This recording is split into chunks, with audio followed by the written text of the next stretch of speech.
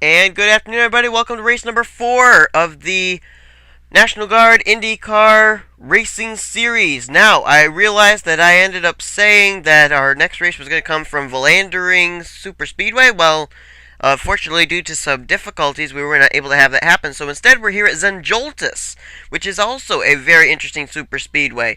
On the pole is going to be Aaron Williams alongside of Jake Cole. Then it's Mike Flanagan who will line up alongside of the 20 of Joseph Bryant. So, the pace car will lead these cars away, and we will show you the starting lineup for today's race at Zen Joltis.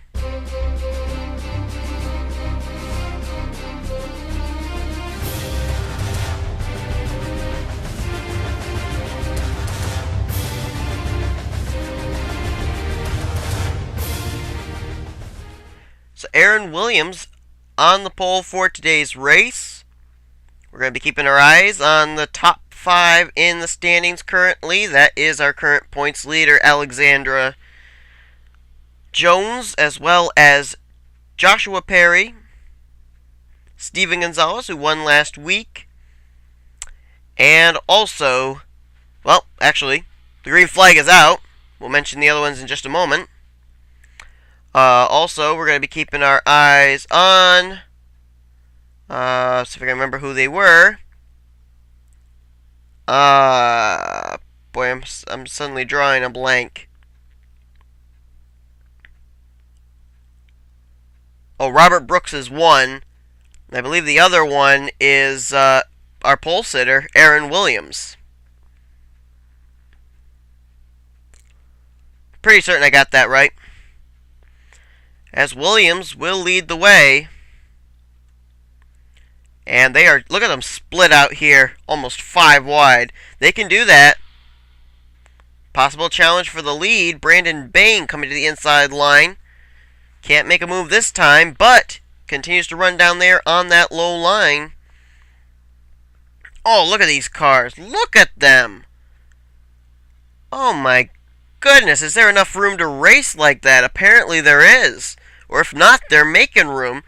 And look at the way that Aaron Williams, that guy, he is just holding off the top line, the middle line, the bottom line, and any lines in between as, whoa, he's got a little challenge from James Qualls down low.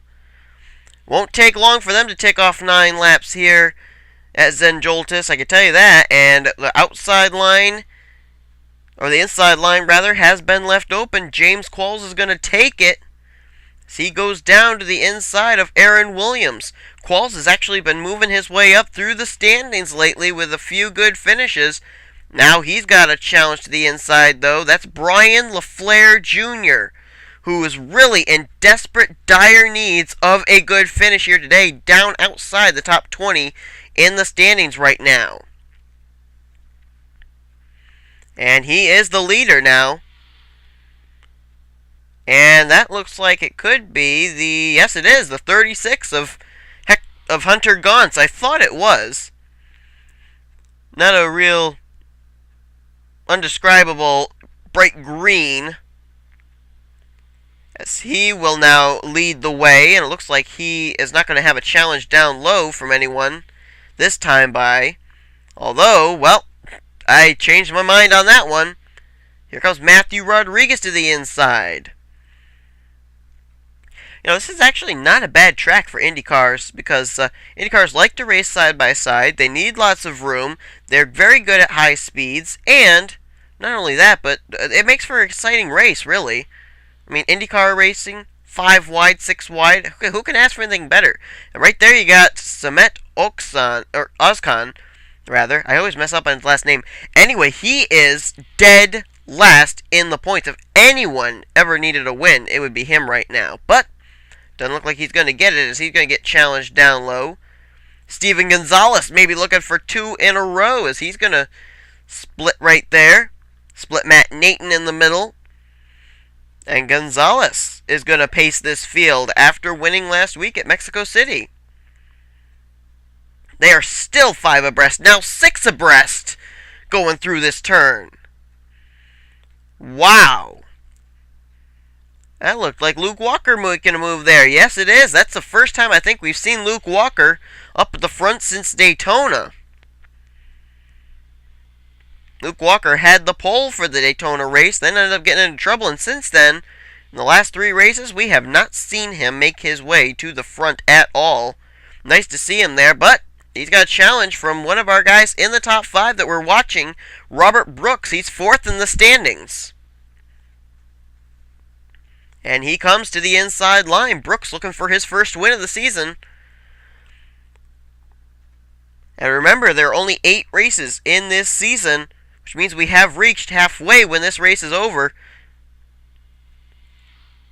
Now another challenge for the lead. Looks like it's going to be Jack Richards trying to take that spot. No!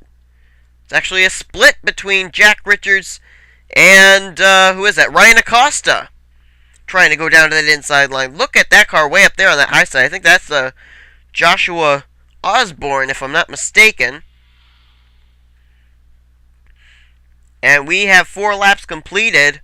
Laps winding down very quickly here at this big racetrack. I mean, look at these cars. They're running 227 miles per hour. That's what you get with Indy cars. That, the 22 behind there, yes it is indeed, Jack Nayten. I thought maybe that was him. Getting a little bit better at distinguishing these race cars. I'll tell you what, in commentating, the hardest car I think I've ever had to commentate on, as far as having to recognize who is who, are the Indy cars. I mean, you just look at the paint design for Snickers Cup Series, Mobile One Cup Series, Oreo Truck Series. It's easy to distinguish. Plus, you're able to see the numbers a little bit better, too. You have to look down on the spoiler flaps of these race cars in order to tell who is who. And I'll tell you what, Ryan Acosta, he comes in 26th out of 27 drivers in the standings. And right now, he's not letting anyone by him. I repeat, not anyone. And who can blame him? I mean, man, you come in 26th in the standings, you're going to just go all out and try and win this thing.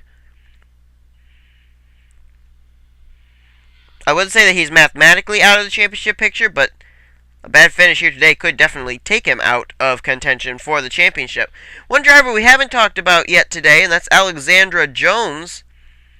She crossed the line in 10th last time by, and now she's caught up there on that high line. Slipping to the back, we'll follow her as she's still caught up there. See where she crosses the line this time by, and then we'll see where second place in the standings, Joshua Perry crosses the stripe. There's Jones there. Joshua Perry on the other... Well, we're coming down to the stripe now. We'll find out. This time by Alexandra Jones crosses in 21st. And Joshua Perry crossed in 12th. So, right now, we might have a new points leader. Where is Steven Gonzalez, who came in 3rd in the standings and won last week? He's up there now. Well, he was 5th. Now he's moved up to 3rd as William Duncan is the new leader after getting by Ryan Acosta. And where's our pole sitter? Our pole sitter, Williams, in the 26 is currently back. Well, he crossed the stripe in 26, but he's obviously made some ground up since then because he's right up here in the middle of this pack. Anyway, back up to the front. William Duncan leads the way. We are 2/3 of the way through this race, and nobody has retired yet. Everybody's still in this to win this. William Duncan at the front. And look who's right there trying to pick up 2 wins in a row. That's Steven Gonzalez in the 9. Man, oh man. Not only is it Steven Gonzalez in the 9, last week's winner, but it's also the guy who comes in 3rd in the standings. This could really pay dividends for him if he finished in the top 5. But he's going to get a challenge now, down low, from Tim Walsh. And Walsh is actually doing a great job. Walsh is actually 11th in the standings. Battle on for the lead. Ryan Acosta's to the inside of William Duncan. Tell you what, Acosta wants this win bad. And he is just doing everything possible to stay out in front, but now he's going to get another challenge. I think he's got Brian LaFleur Jr. is going to split 3 wide here. He is indeed. LaFleur to the inside. And he will take that spot. And is that... Oh, that is Steven Gonzalez. I was thinking maybe it was his teammate, Joshua Osborne, but it isn't. As Brian LaFleur Jr. paces the field now. And they're going to come out of turn 4 here down to the stripe. We're going to have 2 to go already. Who's going to win this thing? Battle on for the lead, Steven Gonzalez. Last week's winner on a major momentum roll as he is gone to the inside. Behind him rides the 55 of Matt Nayten. Also seeing Jake Cole right there. He's been down that low line for the last 2 or 3 laps trying to work his way up here.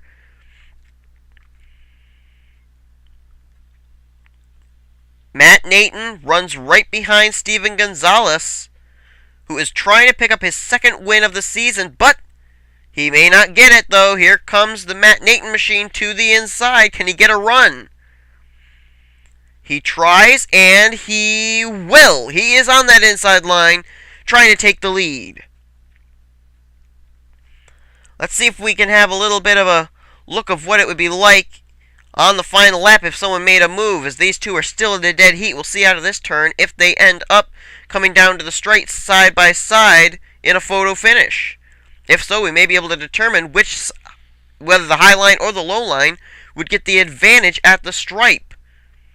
Let's take a look here, as it looks like we will be able to find out who has the advantage by inches, the low line, in favor of Matt Nayten. White flag is in the air.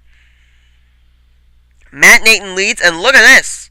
Jack Nayten moves into 2nd. How would it be for the Naytens to finish 1-2? Well, doesn't look like that's going to happen. Well, maybe it is. Jack Nayten to the inside. In the 22, Jack Nayten battling with Matt Nayten. This is for the win. But will somebody spoil the party? How about this? There's Joshua Osborne now coming to the inside line. But still, it is the Naytens out in front. Now it looks like they may go 4 wide for the lead. They will! 4 wide, 5 wide. Who's going to win this? They are 5 wide for the lead. Leader is Charles Jackson coming out of this turn. Jack Richards trying to make a move to the inside of him for that. They were 5 wide for the lead through that turn, folks. Here we go. Charles Jackson. Oh, wreck in the back. Wreck in the back. Jack Richards goes to the front. Big wreck in the back. As out of turn 4 for the final time, Jack Richards is going to pull ahead, and Richards picks up his first win of the season. Let's see who was involved. Oh, pole sitter Aaron Williams was involved. Second in the standings, Joshua Perry was involved. Luke Walker was involved. William Duncan, possibly Robert Bayne, Tim Walsh, Brian LaFleur Jr. As a big wreck ensued, Joseph Bryant is off the pace. And Jack Richards has won this race. Let's see what happened. Huge wreck here on the final lap. And before we show you that, we just saw this at Breaking News. Coming off of that one turn there, Brandon Bayne, who finished in 2nd place, has blown up an engine. It lasted just in time for him to pick up a 2nd place finish. This has been one of the most bizarre series I've ever had in my life, and this is absolutely incredible. Now we will show you what happened. Man, there's just action in every turn. Okay, I believe the wreck occurs starting with the 26th. Oh yeah, right there, they went 4 wide, and there you got Robert Bayne. You've got Joshua Perry right there. Luke Walker, and up on its side, riding the guardrail, that's our pole sitter, Aaron Williams. Right there, I think that was either Joseph Bryant or Tim Walsh trying to make their way by on the low side. And I think that, yep, that's William Duncan in that number 8. Look at this car is barrel rolling. An IndyCar car. An Indianapolis car. Flipping and barrel rolling. Have you ever seen that? I have never seen a car barrel roll in the IndyCar series like that. Oh my goodness. I do hope that car does land on its wheels. I mean, for heaven's sakes, this guy doesn't have hardly any protection like a roll cage. I'm afraid to look to see if it lands on its wheels or not. Tell me if it does. Oh, come on. Come on. Land on all four wheels. Land on the wheels. Stay on the wheels. Thank you. But there you've got Luke Walker. Just ahead of there was the William Duncan machine. Joshua Perry. And the pace car coming out as right there, Jack Richards won the race. Let's quickly go on board and see what... Oh boy, let's see what Aaron Williams saw. On board with Aaron Williams.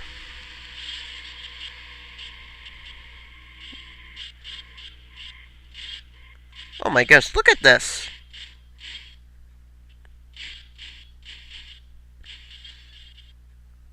And luckily it lands on all four wheels. Unbelievable. Let's look at the finishing order. So this is the way they finish. Jack Richards picks up his first win of the season. Brandon Bayne, great finish in second after, and then his engine blows up right when the checkered flag waves. So he hangs on to finish in second. Charles Jackson finishes third. James Qualls in fourth. And anybody stop his momentum? And a well-needed fifth place finish for the guy who came in dead last in the standings, Samet Ozkan. That is a great finish for him. Mike Flanagan in sixth. Seventh, Joseph Bryant. Eighth position was Matt Nayten. Josh Osborne finishes in ninth. And our points leader comes away with a nice top 10 finish, Alexandra Jones in 10th. Jack Nayten in 11th. Robert Brooks in 12th. He comes in, I believe he was fourth in the standings, so a good finish for him. Justin Perry in 13th. Matthew Rodriguez in 14th. Hunter Guntz in 15th. Jake Cole 16th. Ryan Acosta 17th. Steven Gonzalez, last week's winner and third in the standings, 18th place. Not exactly the best finish for him. Then you got Pichu London 19th. Jacob Rodriguez in 20th. Brian LaFleur Jr., who was up at the front for quite a bit, ended up falling to the back, finishes in 21st. Tim Walsh, who was involved in that, finishes 22nd. Robert Bayne also was involved in that wreck, 23rd. William Duncan, Luke Walker, Joshua Perry, and Aaron Williams all were involved as well. They finished 24th through 27th. On to find out what the point standings look like, as so far we have had 4 races and 4 different winners. And before we get to that, just for those of you that were wondering how close that finish was, 6/100ths of a second. Very, very close finish. Alright, so Alexandra Jones comes in now to the next race at Infineon with a 31-point advantage over the new second place runner, Joshua Osborne. He's back in it in the second position.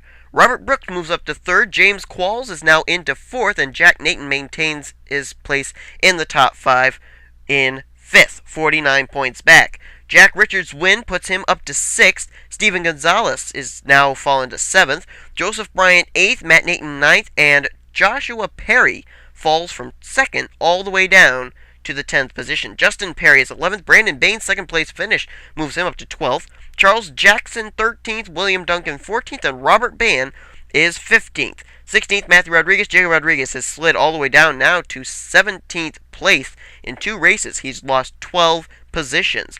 Tim Walsh is 18th in the standings. Pichu London 19th. And Hunter Guntz in 20th. And the rest of the drivers are Mike Flanagan in 21st. Samet Ozkan, look at how he moved from dead last up to 22nd with a 5th place finish. Just shows you how this point system can really help a driver. Then you got Aaron Williams. He's going to be 23rd in the standings. Brian LaFleur Jr. 24th. Ryan Acosta 25th. Luke Walker 26th. And the new last place driver is Jake Cole, 168 points out of the top spot. Next week we head to Infineon. Thanks for watching. We're halfway through. Can you believe it? Halfway through already. The NNSCRA National Guard IndyCar Series. Hope you've enjoyed today's race. Tune in next time. You've been watching a production of the NNSCRA Numbers with the NCG, MRS, the National Guard IndyCar Series coming exclusively on the NNSCRA Sports Channel.